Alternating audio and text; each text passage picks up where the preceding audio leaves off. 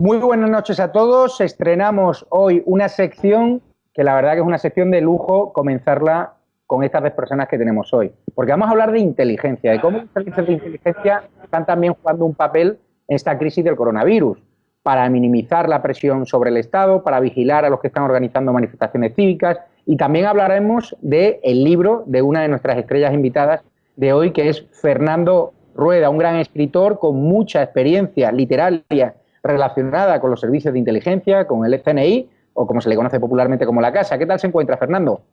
Muy bien, fenomenal. Encantado de estar aquí hablando de espías, que es lo que me gusta. Muchísimas gracias por estar aquí, que sabemos que no paras de escribir. Además, acabas de hacer una obra sobre uno de los puntos oscuros que todavía quedan por aclarar, que es ese atentado terrible contra espías del CNI en Afganistán, y darle muchísimas gracias por su tiempo. Sí, yo solamente quería decir una cosa, y es que los espías, tanto cuando yo escribo La Casa hace ya un montón de años, en el 93, como ahora, como en el 2003, cuando está basado el libro de Destrucción Masiva, siempre tienen, y esto es un adelanto solo, siempre hay que tener en cuenta que dependen de un gobierno y que todos los matices de su comportamiento es algo que hay que mirarlo siempre desde esa perspectiva. A veces eso lo olvidamos, y también a veces olvidamos que la información que se obtiene del funcionamiento de los servicios secretos, la más reciente, siempre hay que ponerla en cuarentena, porque como obviamente es el territorio más secreto, es difícil saber exactamente lo que están haciendo en el momento. Se puede deducir, pero saberlo es muy complicado. Estamos con Jorge Gómez, que ha tenido 25 años y ahí es nada de experiencia trabajando en la Casa, en el CNI, en servicios de inteligencia, una persona conocida por su discreción, también como Fernando Rueda, que no es habitual verle en programas de YouTube, ni mucho menos, ni siquiera en programas de medios de comunicación convencionales. Fernando ahora lidera una consultora estratégica de inteligencia, HSI. ¿Qué tal se encuentra, Jorge? Muy bien, encantado de estar con vosotros y de poder aportar claridad a estos temas que, como hace Fernando escribiendo sobre ellos, están sujetos a muchas interpretaciones y a muchas valoraciones. El mundo de la inteligencia en general está muy adulterado sobre todo por la televisión. Se hacen series que tienen que ser atractivas y, por tanto, bueno, distorsionan un poco lo que es la labor real de un servicio, ¿no? Ahora os quería preguntar, en la crisis del coronavirus, ¿qué papel están jugando el CNI y los servicios de inteligencia? Comienzo contigo, Fernando. ¿Están trabajando en esto? ¿Hay cosas que averiguar, no solo sobre China, Estados Unidos, está habiendo una tensión entre estos países, sino también a nivel nacional, ¿no? Están movilizándose los grupos de extrema izquierda, también hay grupos constitucionalistas que están liderando manifestaciones cívicas, pero también supongo que habrá grupos de extrema derecha que estén preparando ataques contra esos jóvenes de extrema izquierda que están amedrentando a señores mayores que van frente con su bandera. Vamos a ver, el CNI, una vez que llegó el encierro para todos, obviamente eso les afectó a ellos como le afecta a cualquier gran empresa, ¿no? Por lo tanto, una parte de sus agentes están trabajando desde casa y están trabajando sobre todo porque hay un trabajo del CNI, que es el de análisis, que lo pueden hacer perfectamente. Es verdad que el trabajo de calle, el conocido normalmente como el de agentes de campo, se ha reducido, pero ellos siguen teniendo y cumpliendo y llevando a cabo las mismas misiones. Y ahí están los éxitos de la detención de yihadistas gracias a la información del CNI o, por ejemplo, el hecho de que Hugo Carvajal haya podido ser el que fue jefe del espionaje de Hugo Chávez, que haya podido ser entregado a Estados Unidos. Frente a eso, luego están las manifestaciones y las peticiones que el gobierno le haga en todo momento. El CNI es un organismo que busca y que lleva a cabo una misión ahora que es bastante importante, que es contar al gobierno qué es lo que está pasando en otros países. Y esto es una información muy importante porque tened en cuenta que ahora mismo todo el mundo ha convertido sus datos del coronavirus en secretos de Estado. Y esos secretos de Estado los estamos buscando nosotros y perteneciendo a unos clubs en los cuales España está relacionado para intercambiar ese tipo de información. En la persecución de si hay movimientos de manifestantes, como tú decías, de un lado o de otro, que salgan y si se organizan y todas esas cosas, según la información que yo tengo, ahora actualmente eso lo está llevando a cabo la policía, no el CNI. Pero no sé lo que piensa Jorge, ¿no? La información que tengo es que la Comisaría de Información, el Servicio de Información de la Policía Nacional, es la que hace esas labores, pero que ya se están apoyando incluso en el CNI, porque el Gobierno también ha movilizado estos servicios de inteligencia para tratar de apaciguar estas rebeliones cívicas y tratar de llegar a los organizadores y tratar de llegar a los que supuestamente el Gobierno están difundiendo bulos. Es decir, el Gobierno ha puesto los servicios de inteligencia a perseguir a supuestos propagadores de bulos que ellos vinculan con la derecha, con partidos como Vox o como el Partido Popular. No sé qué opinas ahí, Jorge. Bueno, yo creo que las misiones de CNI, como bien dice Fernando, las establece el Gobierno, que es el que marca las misiones. El impacto que ha tenido esta crisis o esta pandemia también el CNI es importante, supongo, y no dudo de que están realizando las mismas labores que estaban realizando antes, de control del yihadismo y de todo tipo de acciones, ¿no? El CNI está compuesto por gente que son trabajadores que dedican muchísimas horas a esto y a realizar una labor en las tinieblas para garantizarnos la tranquilidad. Y yo creo que siempre realizan esas labores sin salirse del estricto marco de la legalidad. Que entre en el control de bulos, vamos a ver, lo podemos analizar desde dos tipos de enfoques, ¿no? Es verdad que se están publicando noticias que pueden ser noticias interesadas y que pueden causar problemas, y eso sí entraría dentro de las labores de apoyo si se las pide el Gobierno, pero es verdad también que las labores del centro están muy controladas. No olvidemos que tienen un magistrado especial para controlar las acciones del CNI, y si controlan los bulos para eliminar aquellos bulos que sean intencionados y que puedan causar daño a las estructuras del Estado, pues me parece que están realizando su labor. Más allá, si se hacen cosas que no se debe, pues yo creo que eso es objeto de la legislación vigente y de depurar responsabilidades. Yo, como experto, creo que no deben de estar en eso. Me imagino que lo que debe de estar es el CCN, el Centro Criptológico Nacional, ayudando al control de ese tráfico de bulos, ¿no? Porque estás tratando al CNI, yo lo entiendo, son compañeros tuyos hasta hace muy poco, tendrás grandes amigos ahí, pero un poco corporativista. Hay muchos libros de Fernando Rueda donde vemos algunos puntos oscuros del CNI, donde incluso hablan, ¿no?, de que se han pinchado el teléfono sin autorización judicial, es decir, lo que se ha conocido en España como las cloacas, es decir, acciones al margen de la ley, lo hemos visto en los años de Felipe González, y a mí me dicen gente que yo conozco que trabaja o que colabora con la casa, que se siguen cometiendo estas acciones y que dentro del CNI hay funcionarios muy honestos y otros que se prestan al servicio a lo que le mande el CNI o el Gobierno de turno. Yo creo, Javier, que debemos de diferenciar dos etapas diferentes. Es decir, cuando me estás hablando de Felipe González, estamos hablando de la etapa CSI, que es una etapa pasada, y ahora estamos hablando del CNI. En la etapa CNI hay un absoluto control sobre estas situaciones. Es decir, cometer ilegalidades está muy controlado. Yo no creo que se presten a este tipo de acciones. Tú me dices que hay funcionarios honestos y funcionarios que no lo son. Bueno, esto puede ocurrir en cualquier organización, pero la misión general de un servicio no es cometer ilegalidades en general, sino obtener información para aportar al Gobierno y facilitar el control de situaciones, facilitar la competitividad de nuestro país. Quiero decir, no es una cuestión de corporativismo, es una cuestión de que es la misión que cumplen. Y no dudo de que ahora, en condiciones difíciles, estarán cumpliendo con eso. La información, al final, es muy importante, porque sin información, lo estamos viendo en esta crisis.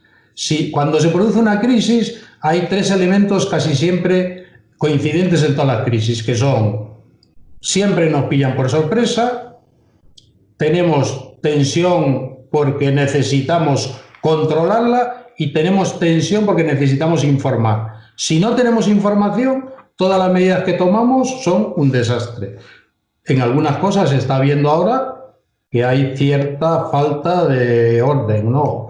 Digamos. Fernando, ¿qué opina usted de las maniobras que puede estar haciendo el CNI al margen de la legalidad a la hora de pinchar teléfonos a periodistas, a incitadores, a agitadores que están movilizando a muchas personas ahora de forma pacífica por ahora, ¿no?, en contra del gobierno? Vamos a ver, hay varias cosas. Lo primero es la filosofía. La filosofía general es la siguiente. Si el servicio secreto hace lo mismo que la policía, que la Guardia Civil, que la chancha, en realidad no necesitaríamos un servicio secreto. Para eso tenemos ya a la policía. ¿Qué es lo que hace el servicio secreto? Ir más allá y si hace falta, hacer determinadas misiones que ellos no pueden hacer. Esas misiones no necesariamente tienen que estar en la ilegalidad, pero sí pueden estar en lo que podemos llamar fuera de control. Sin ninguna duda, si el gobierno quiere descubrir, no estoy hablando de pequeños bulos, estoy hablando de grandes bulos que afecten a la seguridad del Estado, que puedan sembrar el pánico, esos grandes bulos, sin ninguna duda, a lo mejor eso sí se lo pueden cargar al CNI. ¿Se lo pueden cargar a quién? Al Centro Criptológico Nacional, que es una unidad que navega por Internet y que puede buscar y tratar de encontrar a quiénes son los que lo están haciendo. Si ellos consideran que eso digamos que va más allá de todo ese tema y que realmente quieren que actúen y quieren que llevar, efectivamente, tienen los medios. Yo os pongo un caso. Cuando se dijo hace unos años que Estados Unidos había estado espiando el teléfono de Angela Merkel, nada más y nada menos que la presidenta de Alemania. Yo le consulté esto a un alto cargo, muy alto cargo del CNI, y me dijo: nosotros no lo hemos hecho porque no tenemos el número. Es decir, ¿puede el CNI interceptar y hacerse dueño del teléfono de cualquier persona que se considere un enemigo del Estado? Poder hacerlo, lo puede hacer, porque dispone de esos medios y porque, a diferencia de la policía, llegado el caso, aunque allí en el CNI hay un magistrado, como bien ha dicho Jorge, que lo autoriza todo, yo personalmente creo que hay determinadas cosas que no se le dan al magistrado. Aquellas cosas, perdón, un segundo, aquellas cosas que no se van nunca a judicializar. Y si nosotros le pincháramos el teléfono a Angela Merkel, nunca íbamos a judicializar la información que nos dice. Pero ¿tienen la capacidad de hacerlo? Sí la tienen. Y eso es lo que, y os pongo otro caso más claro y más reciente. Con ETA, al final, el golpe final no se lo dio la Guardia Civil ni la policía, se lo dio el CNI, que dispone de un sistema de escuchas, un sistema similar al que tiene Estados Unidos de interceptación masiva de llamadas. ¿Qué quiere decir? Que en ETA lo que hizo fue, en el sur de Francia, instalar unos mecanismos que captaban los metadatos y conversaciones de miles de personas. ¿Ese mecanismo lo tiene el CNI? Sí. ¿Lo están utilizando ahora? Yo no tengo ningún dato. Pregunta es, ¿pueden intervenir nuestras llamadas por WhatsApp o por Telegram? Se preguntan muchos espectadores de estado de alarma, incluso los WhatsApps por escrito. No, vamos a ver, yo, por aclarar el concepto, yo de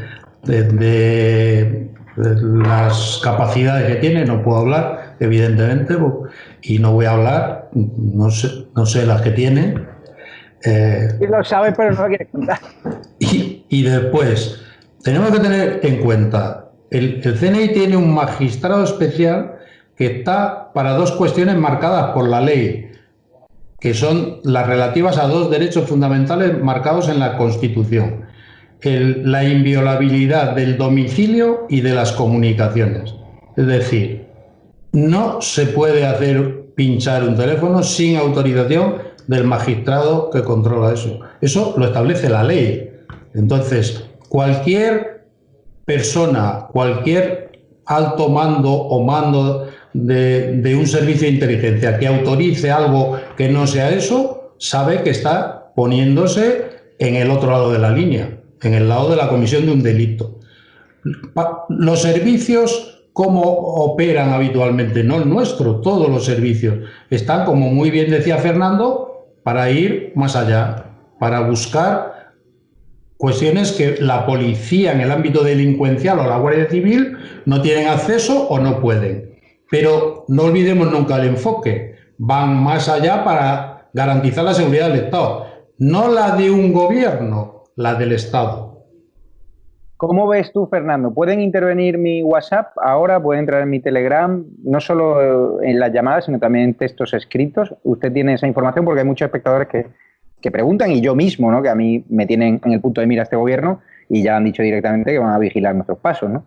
Ya, lo que pasa es que la cosa, eso lo pueden hacer, porque obviamente ellos tienen los mecanismos y tienen los datos para hacerlo, ¿no? Se han descubierto, por ejemplo, hace tiempo se descubrieron los datos de una empresa italiana que vendía unos programas piratas que se pueden instalar en los teléfonos y que toman posesión del teléfono. Quiero decir que más que a veces entrar en una conversación de WhatsApp, de lo que se trata es de tomar posesión del teléfono de cualquiera.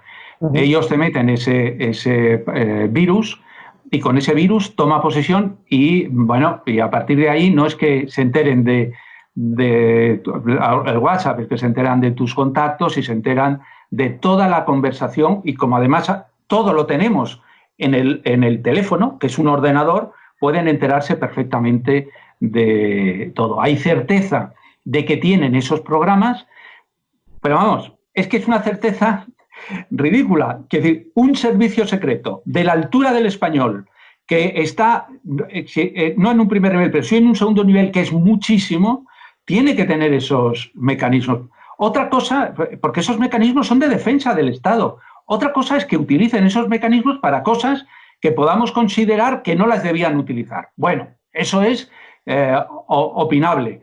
Pero como la persecución de periodistas constitucionalistas, por ejemplo. Lo que pasa es que eso yo no lo sé. Quiero decir, y lo que yo sí sé es que ellos tienen los mecanismos. También es verdad que, con relación a lo que decía antes Jorge, la CIA, por ejemplo, por no hablar del Servicio Secreto Español, cuando se crea, una de las cosas que dice el poder americano es que le deja hacer operaciones en el extranjero siempre y cuando la administración de Estados Unidos pueda negar haberlas conocido. Es decir, hay un juego entre los servicios secretos y el gobierno, en el cual el gobierno le encarga muchas veces determinadas cosas a los espías, pero los espías, si les pillan, tienen que negar hasta la evidencia que eso ha sido así, ¿no? Y así por eso hay muchos agentes negros en el servicio secreto que no están en nómina del servicio secreto y que por ejemplo, Miquel Lejarza, el lobo, lo cuenta además él en primera persona en mi libro Yo Confieso, en el cual, como no pagan, no cobran del CNI, si les pillan haciendo algo que no deben hacer, ellos niegan trabajar para el servicio y el servicio legalmente dice, este señor no trabaja para nosotros, porque no está en la nómina, sino está en otras cosas. A mí lo que me gustaría aclarar, Javier, es que normalmente, por eso a unos se les denomina servicios de información y a otros servicios de inteligencia. En el Estado español solo hay un servicio de inteligencia, que es el CNI, con capacidad de operar fuera y dentro de nuestro país. Los demás servicios, el de información de la Guardia Civil o el de la Policía, tienen la capacidad de obtener información dentro del país, ¿vale? El CNI se dedica habitualmente a grandes objetivos. Es decir, no se dedica, cuando tú me dices perseguir un periodista constitucionalista, yo te digo que no lo sé, porque ahora mismo no te lo puedo decir, porque no lo sé, pero te aseguro que, casi te aseguro que no. Es decir, hay otros organismos a los que el Estado le encarga esas cosas, y no es precisamente el CNI. Voy a dar un titular. OK Diario, la Brigada Antidesafectos del Gobierno involucra al CNI a expertos en antiterrorismo. O sea, el Gobierno está construyendo un relato de que hay periodistas constitucionalistas que estamos difundiendo bulos que verifican los verificadores de La Sexta y compañía, es decir, que son sectarios. Entonces aquí este titular de OK Diario dice que en la caza del bulo está la Oficina de Coordinación de Ciberseguridad y que también depende el Centro Criptológico Nacional y que depende del CNI, también el CITCO, el Centro de Inteligencia contra el Terrorismo y el Crimen Organizado. Yo estoy seguro, Jorge, que hace unos meses o hace unos años está claro que no se producía esta persecución, pero las cosas que estamos viendo con este gobierno no se veían hace unos años. Esa noticia, para empezar, tiene un error de bulto. El CITCO no depende del CNI, depende del Ministerio del Interior. El CITCO es... Te cuento, Jorge, te cuento la lectura que he hecho. He dicho, están involucrados en el apoyo a estas operaciones elementos del Centro Criptológico Nacional, CCN por sus siglas, dependiente del CNI. Sí, sí. El Centro de Inteligencia contra el Terrorismo y el Crimen Organizado, que ahí no dice que sea dependiente del CNI. No, eso es dependiente del Ministerio del Interior. Yo te vuelvo a repetir, el Centro Criptológico Nacional se va a dedicar, y hablo del desconocimiento absoluto ahora mismo, porque qué están haciendo lo saben ellos. ¿Se va a dedicar a perseguir periodistas? Yo creo que no, Javier. Creo absolutamente que no, pero no lo estoy diciendo por un ánimo corporativista ni porque tenga años de experiencia en este ámbito, no. Porque precisamente los años de experiencia me avalan para decirte que no. Es decir, que no se trabaja en esos objetivos. Es decir, al final el gobierno tiene elementos más fáciles para trabajar en eso que el CNI.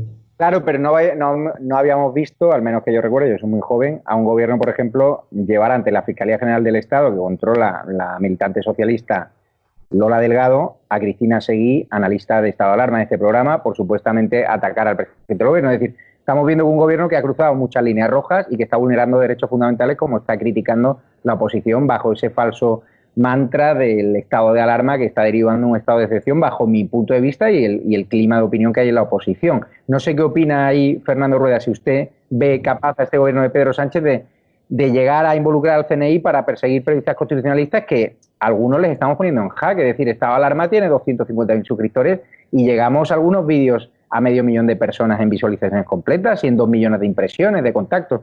Y me consta que le estamos haciendo daño y en Moncloa me consta que están haciendo informes de seguimiento de este programa, como otros, como el de nuestro amigo Gaona o Iker Jiménez. Ya, vamos a ver. ¿El CNI como tal persigue periodistas? Yo diría. No digo que no, le haya un objetivo en concreto. No, por eso te digo. ¿Persigue periodistas? No. ¿Qué es lo que hace? Otra cosa distinta es cuando el CNI tiene misiones concretas y en esas misiones concretas aparecemos los periodistas. Eso sí es distinto. Si en una investigación, en una trama que ellos están tratando de desenredar, aparecemos periodistas, a partir de ahí nos convertimos en objetivo. No tanto por ser periodistas, sino por estar en esa trama. Yo no te puedo decir que no es así, Javier, puesto que yo tengo 16 libros de espías y una de las cosas que he hecho habitualmente es contar cuál ha sido mi relación con el CSIC, luego con el CNI, y ahí es verdad que el CNI, pues sí, llegado el momento, me ha controlado, el CSIC, me han seguido. ¿En virtud de qué? En virtud de que, por ejemplo, yo recuerdo un caso cuando se había producido la expulsión en 1996 por el director del CSIC, Javier Calderón, se produjo la expulsión de cerca de un centenar de agentes que decían que no servían, ¿no?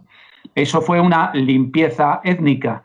Y entonces, periodistas que nos relacionábamos con esos espías que supuestamente se podían convertir en filtradores de información, fuimos controlados, fuimos seguidos y fuimos vigilados.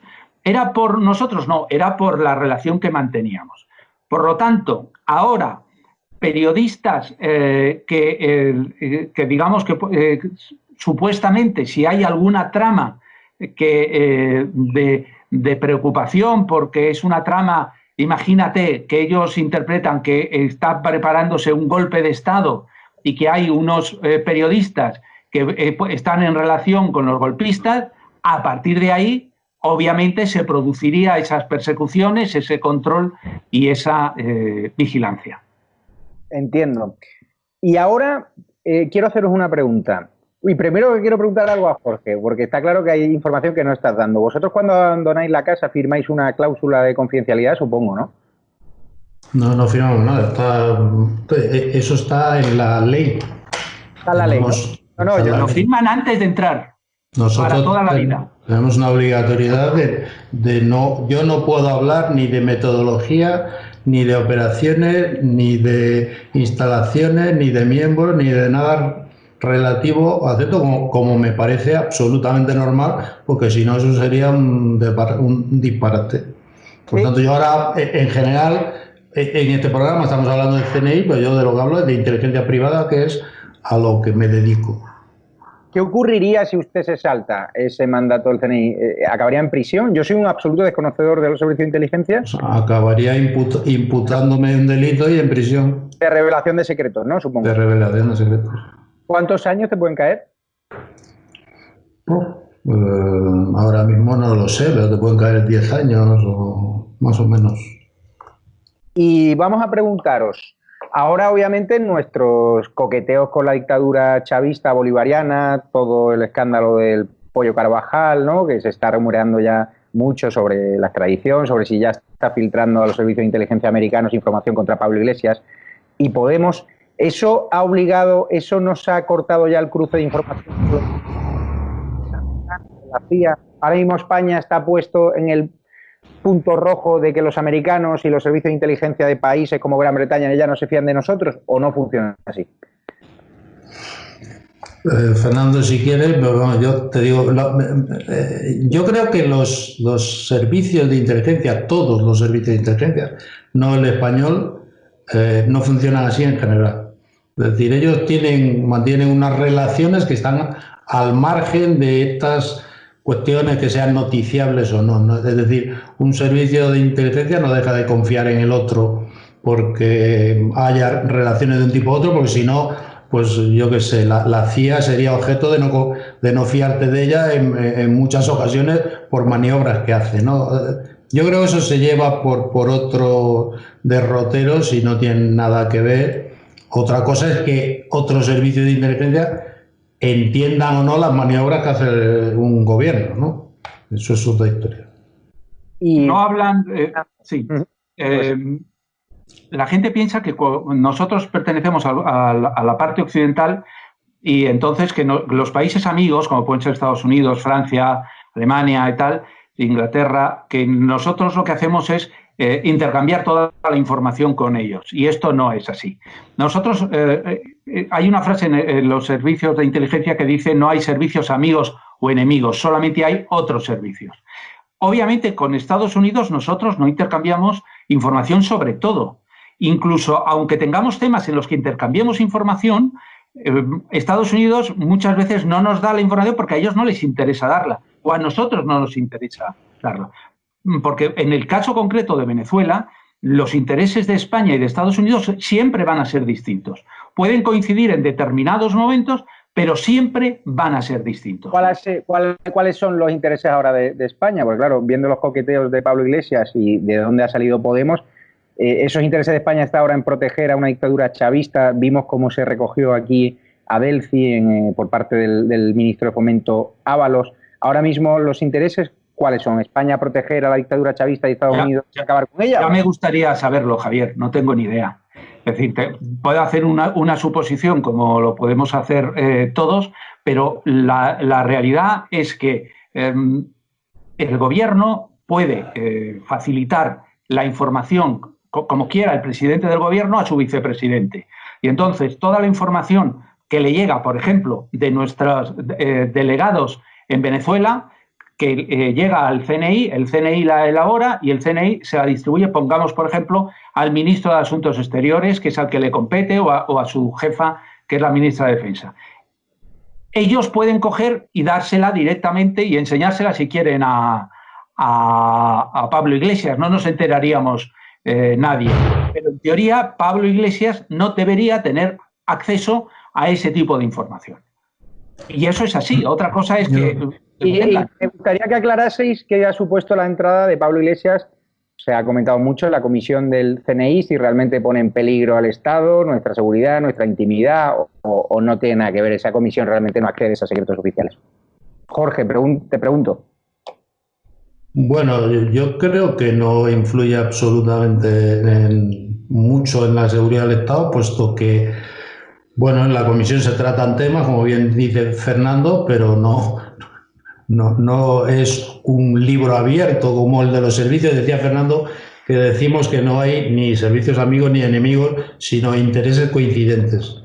Esa es la labor de todos los servicios. Entonces, la entrada de Pablo Iglesias, más allá de que es una entrada un poco extraña, porque creo que se modifica la legislación para esto, ya que la persona que tenía que estar en esa comisión es el vicepresidente primero o la vicepresidenta primera, ¿no? Más allá de eso, tampoco es... la comisión delegada es la que marca las misiones del centro, que la marca el gobierno, la que transmite al servicio. Eso es abierto, es decir, es la que transmite al servicio sus misiones, las misiones que le da el gobierno, pero no ejerce un control sobre qué hace el servicio o no hace. Es decir, eso no funciona así. Más allá de que, bueno, yo como opinión personal, fuera de esto, diga que a mí me parece que la legislación establecía que tenga que ser el vicepresidente primero, que en este caso no lo es. ¿Tiene la misma opinión usted, Fernando Rueda? ¿Le ha sorprendido? ¿Le ha generado extrañeza? ¿Le ha generado preocupación la entrada de Pablo Iglesias? Es que yo creo que no pinta nada en esa comisión. Es decir, es que la comisión tenía unos miembros y tenía una justificación. Es una comisión delegada para informar al presidente del gobierno. Y que esté el vicepresidente primero tiene todo el sentido. Que esté el ministro, que esté quien esté. Que esté ahí no pega absolutamente nada. Lo han metido con calzador, han tenido que cambiar la ley. Eso es así. Y entonces ahí no pega. Bien es cierto que en esa comisión lo que se trata es cuáles son las preferencias que da el gobierno al CNI para investigar. Lo más importante, punto 1, esto. Punto 2, esto. Esas son las prioridades. Pero no hay desarrollo de información ahí, no hay intercambio de información. Ahí no va, Paz Esteban, la directora del CNI, no va a contar cosas. Van a hablar sobre los temas y las prioridades. Son las líneas magistrales. Claro. Otra cosa es que alguien dijera, que creo que no se lo van a decir a Paz Esteban, que le mande copia de todos los informes a Pablo Iglesias. Pero es que no hace falta. Que, repito, es que si se lo quieren dar, el que hace las fotocopias es o el ministro o si es que quieren dárselo. Otra cosa es que se lo den, no. Yo creo, Fernando, Javier, que estamos ante una situación que es un poco diferente. Quiero decir, el matiz es que el gobierno, y esto ya es una opinión mía de analista de inteligencia del sector privado, haciendo un análisis de nuestra situación, tenemos un gobierno formado por una amalgama de tendencias, cada una tirando de su soga para llevarse cosas a su terreno, y eso genera evidentemente tensiones que son perceptibles, ¿no? Es decir, tenemos que quedar bien con independentistas, tenemos que quedar bien con Podemos, y eso es una nave difícil de manejar. Pero esto es un análisis ya particular que yo hago desde yo quería añadir una cosa. No mucho tiempo después de llegar Trump a la Casa Blanca, mantuvo una reunión con el ministro de Exteriores ruso y con el embajador ruso y les contó una operación de Oriente Medio sobre el terrorismo yihadista. Esa operación se la había contado el Mossad a la CIA, pero especificando que no se la podían contar a nadie.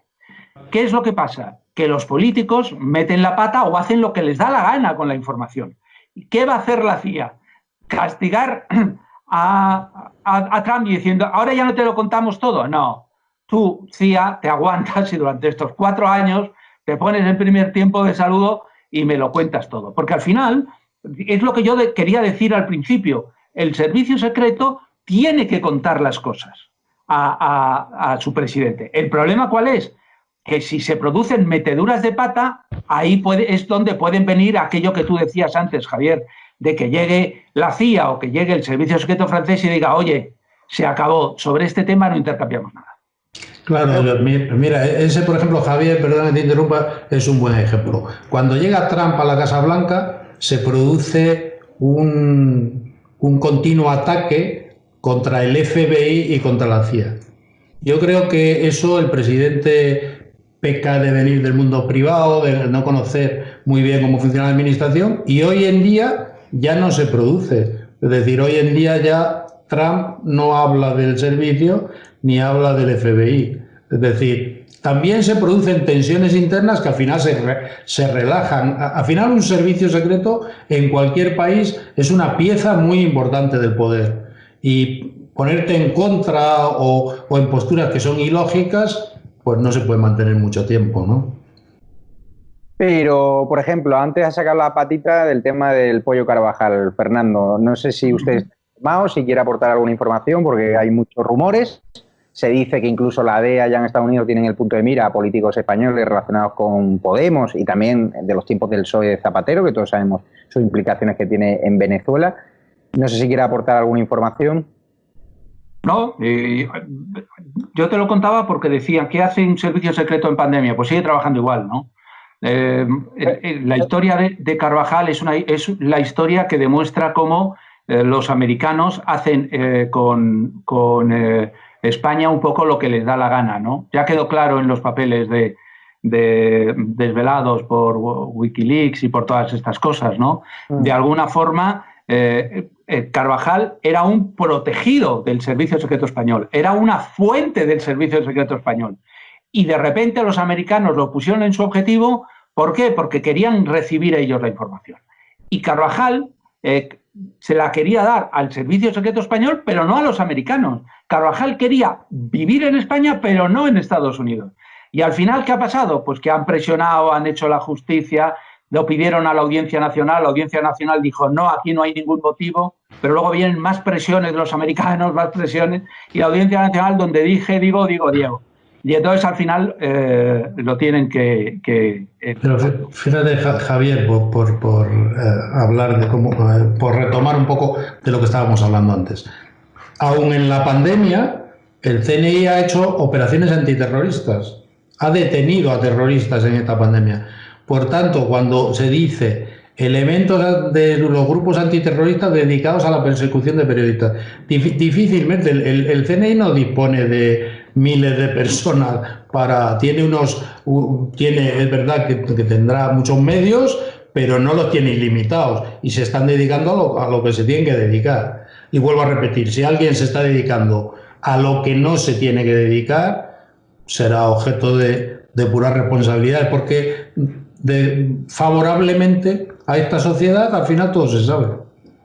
Entonces, si alguien ha hecho algo que no debe, pues aparecerá en los papeles, seguro. Y preguntaros, ¿tiene que estar nervioso el gobierno español, Pablo Iglesias, por estas revelaciones que puede hacer el pollo Carvajal o que ya ha hecho a los servicios de inteligencia americanos? ¿Estos son insaciables? ¿A España les importa? ¿Les preocupa esa conexión Madrid-Caracas o no? Bueno, Javier, lo dudo porque la opinión pública española asume cosas que son en otros países serían inconcebibles. Y ahora sí pongo un ejemplo de ayer, no de información, de ayer. Declaraciones de un político de Podemos, no sé por qué llamado ideólogo, el señor Monedero, que califica a los manifestantes de pijos, gilipollas y hemofílicos. Si esa declaración la hace un político en cualquier país, vamos, es objeto de querella, se tiene que ir de donde esté. En este país no pasa nada. No pasa nada.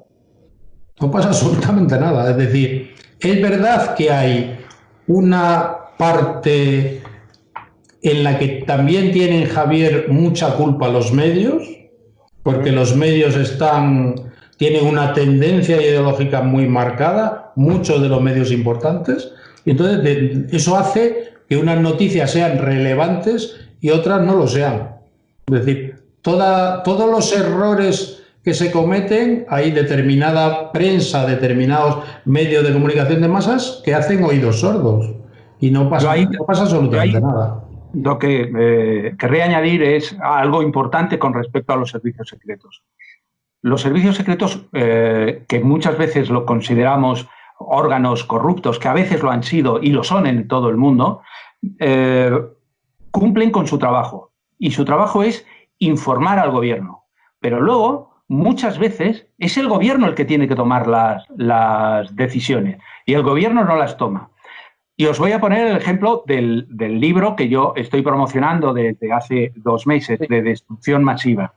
Es el libro del acontecimiento histórico de este siglo más importante, sin ninguna duda, para la historia, que es la invasión por parte de Estados Unidos de Irak con el apoyo de Gran Bretaña y de España.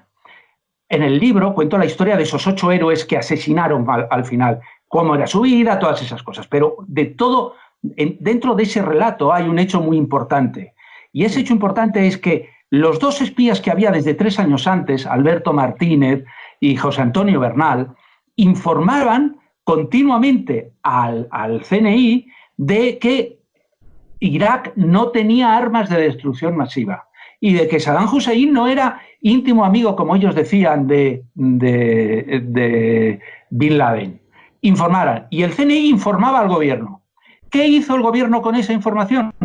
Pasársela por la nariz.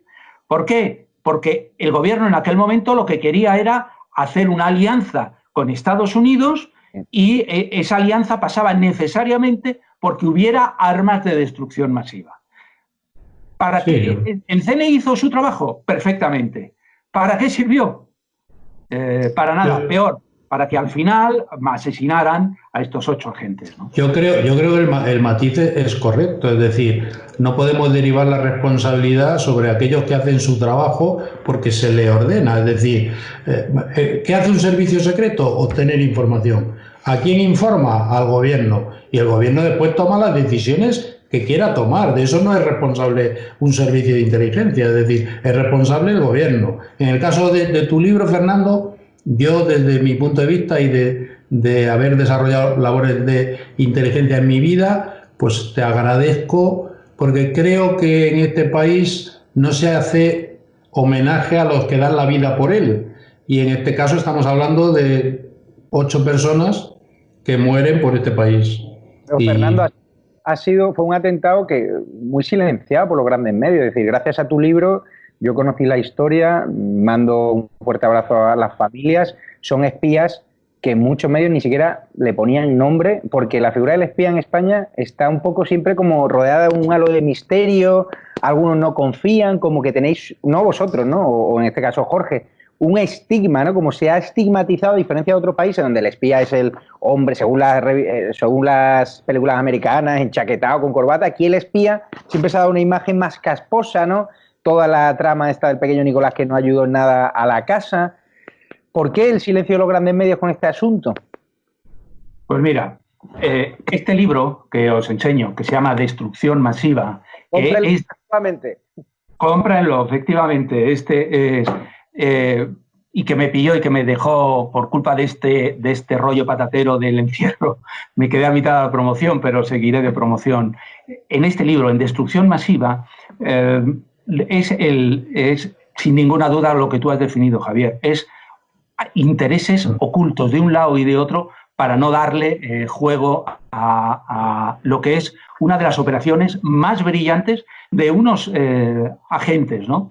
De unos agentes de campo que llegan a Irak y que son perseguidos como vemos en las películas los agentes de la CIA, ¿no? Que les persigue la Mujabbarat y que tienen que hacer encuentros secretos. Otros agentes que llegan que son los James Bond, gente absolutamente preparada de misiones, de comandos especiales, helicópteros, conducción evasiva, etcétera, etcétera. Estos son los agentes actuales. Lo que pasa es que la gente dice, no, son de Mortadelo y Filemón. Y cuidado, al CNI le encanta que digas que son como Mortadelo y Filemón, porque cuanto pienses que peor son, más actúan ellos, Jorge se ríe, para poder hacer un poco lo que les dé la gana. Pero sobre todo es la historia que yo creo que hay que recuperar, es la historia humana de unas personas que se la jugaron y que lo dieron todo. De entre ellos había alguno, como Ignacio Zanón, que era del Ejército del Aire, que no tenía ninguna experiencia en temas de guerra ni nada, que incluso el jefe de la operación, Alberto Martínez, dudaba de él porque decía, este no está preparado, a ver si... Oye, llegado el momento, llegada la historia, llegado el momento en el cual empiezan a irlos matando de una forma muy cruel uno a uno, Ignacio Zanón no coge y sale corriendo, no huye, se queda allí sabiendo que le van a matar abrazando a un compañero suyo que se está muriendo. Esta es... ¿Qué? No, Fernando, que es una historia apasionante que yo recomiendo, apasionante pero con final muy triste. Yo lo que he hecho Javier, ha sido añadir un epílogo de 100 páginas, en el cual, porque no solamente ese final, porque luego el final, que es lo que te iba a decir, el gobierno pasó de ellos, ese gobierno, el siguiente... No fueron prácticamente reconocidas, o sea, hay un vacío ahí con las familias de espías que hay... Brutal, Estamos hablando de gente que en los genes lleva el espíritu del sacrificio. Eso está publicado, que en el primer ataque no murieron todos y los que se salvaron decidieron quedarse allí para proteger los cuerpos de sus compañeros y eso le costó la vida. Murieron allí, los mataron como perros, ¿no? Entonces, yo creo que un libro sobre esto es el reconocimiento que se merecen, es quizás no desmereciendo tu labor, Fernando, poco merecimiento para lo que ellos, valga la redundancia, se merecen de verdad, ¿no? Yo creo que deberían de ser tratados como héroes y han sido tratados como héroes en el silencio, en el más absoluto ostracismo. Entonces yo creo que deben de hacerse homenajes como esto y yo, desde luego, desde el punto de vista de un experto o de tener experiencia en la inteligencia, te agradezco la labor, Fernando, porque... Yo también. Os quería preguntar por cerrar este juego de espías, esta sección que sin duda, vamos, está gustando ya a muchos espectadores de Estado de Alarma y la verdad que genera mucha expectación. Una pregunta ya a título personal y profesional, porque yo soy periodista. ¿Tiene el CNI colaboradores en los medios de comunicación infiltrados en las redacciones que soplan noticias o movimientos de periodistas o movimientos de periódicos contrarios a este régimen socialcomunista o cualquier otro gobierno, en la época de Aznar o en la época de Rajoy? Porque a mí me cosas muy extrañas. A veces de repente un artículo que yo estoy escribiendo y de repente alguna llamada de algún jefazo diciendo que por qué estoy escribiendo esa historia, cuando yo ni siquiera la había comunicado a nadie, ¿no? O a algún compañero. No, voy a contestar yo antes porque en teoría Jorge no debería contestar a esa pregunta que está dentro de su secreto. Yo, antes de que ocurriera esto, iba a decir pasapalabra por hacer un chiste. Contesta Fernando. Vamos a ver, sí, evidentemente sí. Y esto es algo histórico. Es decir, cuando yo empiezo a investigar en los años 80, ya lo reflejo en mi primer libro, En la casa, en el 93, y cuento casos. Y empiezo contando casos, algunos míos y otros de otros. Y es que había un precio. Es decir, en aquel momento todavía no estaba la agenda telefónica. Bueno, pues cogían y si conseguías la agenda de teléfonos de un periodista, el CNI o el CSID en aquel momento te lo pagaba. Cuando tú empezabas a publicar determinadas historias, en mi caso de espías o otros compañeros también sobre el servicio secreto, rápidamente había una operación de seguimiento. ¿Para qué? No para perseguir ni detener a los periodistas, que no podían, sino para detectar quién era la fuente de esa información. Porque muchas veces, cuando el CNI hace análisis diciendo, leen tu información, Javier, y dice, ¿quién puede haber filtrado esto? Es un análisis bastante sencillo. Ellos hacen sus juegos y luego tienen que demostrarlo. Y entonces la forma de pillar al filtrador es controlándote a ti. Y lo que pasa es que a veces con esto que tenemos es muy complicado reunirnos, y entonces lo que hacen a veces es pues lo que tú decías antes, interceptar las llamadas telefónicas para intentar grabarlas. Yo cuando hice la Casa 2, ya lo he contado, ya se puede hacer, ya no lo volveré a hacer. Para determinadas llamadas me iba a las cabinas de teléfono, que era una pesadilla porque no hay, y las pocas que hay estaban estropeadas. Pero para no dejar el rastro de llamadas porque, Javier, si llamas a cualquier persona del CNI, que sepas que durante muchos meses tu número de teléfono quedará grabado. ¿Qué perfil suele ser el topo del CNI para cuando me lo encuentre en la redacción? El topo, no te lo puedes ni imaginar. Es decir, no se sabe. Porque en realidad yo muchas veces pensaba que era un tema de dinero. Y luego me enteré de que pagaban, que a lo mejor pagaban en su momento 5.000. Yo te digo algo, Fernando, a mí me consta que en este país el general Jean Roldán, el antiguo jefe del CNI, ya jubilado, ha colocado a periodistas en determinadas televisiones a cambio de mantener relación preferencial con ellos.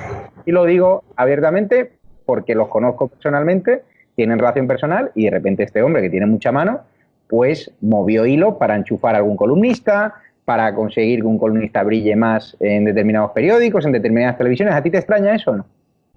¿Qué dices? Que me extraña.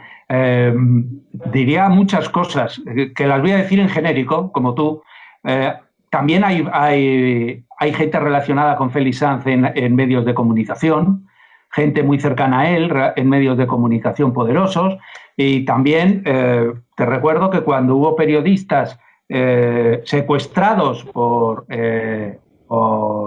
yihadistas, los que llevaron las gestiones, y muy bien llevadas en la mayor parte de los casos, era el CNI, y todo eso fue gratis o hubo favores, porque el dinero lo pagó el CNI, os recuerdo. Y entonces no digo que... Pero estas cosas al final generan favores, queramos o no queramos. Dinero que se queda la mitad por el camino. En mi caso desconozco si tienen fuentes periodistas o no, pero... claro, Jorge, claro, no lo podrás hacer. Yo lo desconozco, pero me limito a la literatura. Hay famosos escritores y famosos periodistas que han hecho trabajo para otros servicios, como la CIA, el Mossad o demás. O el CNI. A mí, desgraciadamente, mi espectador de estado de alarma nunca ha tenido ni ofertas del CNI, todo lo contrario, siempre hemos tenido una relación de amor y odio. Tengo a amigos que trabajan ahí, a colaboradores también, pero con la jefatura nunca me he llevado bien, porque siempre he publicado información que no les ha gustado demasiado, sobre todo en tiempos de Soraya Sáenz de Santa María, de San Roldán, donde yo creo, no sé cómo está el ambiente ahora en la casa. ¿Es mejor que el que había en tiempos de Soraya y San Roldán? ¿Ha mejorado el ambiente? Y ya cerramos por hoy. Yo creo que es distinto. Cuando hay un cambio de director, suele haber cambios en la cúpula, siempre, ¿no? La gente cambia poco a poco, cambia mucho y pone otra gente. Y entonces, normalmente, hechos esos cambios, se apaciguan normalmente las cosas. Yo intuyo que ahora mismo el clima estará mejor, en el sentido de que se ha nombrado secretaria de Estado a una persona de dentro. Sí, quieras o no, cuando viene una persona de fuera, pues siempre hay un periodo de adaptación al que manda y demás, pero en el caso de continuarlo una persona de dentro, pues es más fácil adaptarse. Vale, pues muchísimas gracias, Jorge. de una consultora estratégica de seguridad e inteligencia que yo recomiendo. Gracias, Fernando Rueda. Compren su libro, Destrucción Masiva, y todos los que han blindado la trayectoria de este gran que nos ha atendido en exclusiva, que no suele prodigarse por medios, pero aquí en esta sección Juego de Espías ya tiene casa para al menos desahogarse. Muchas gracias, Javier. Y Jorge, si el contrato de confidencialidad de Jorge lo permite, ¿eh? No voy a hablar jamás de algo que no tenga que hablar, porque demostraría ser poco inteligente. Ah, claro. Muchísimas gracias a todos y gracias a los espectadores de Estado de Alarma. Esperemos que haya éxito de crítica y pública en esta sección, y si no, la cambiaremos por una del corazón. No, es broma. Os me alegro a los dos. Cuidaros. Un abrazo fuerte a los dos. Gracias.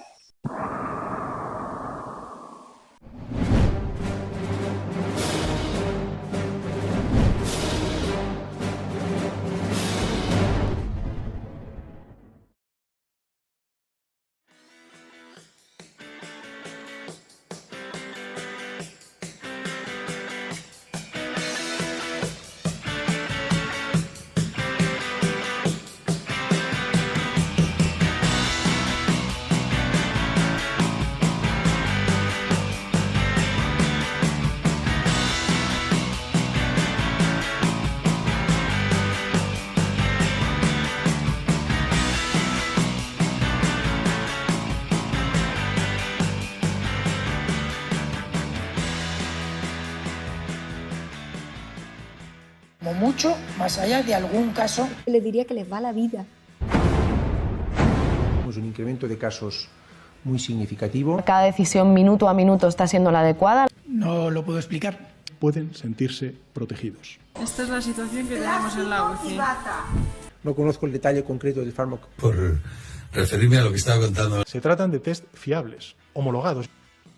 Ya no tiene punto de retorno. La obligación del gobierno es gobernar, y gobernar significa decidir. No dormiría por la noche, junto con el 95% de los ciudadanos de este país, que tampoco se sentirían tranquilos. Dame los telediarios, uno de los 2 telediarios al día.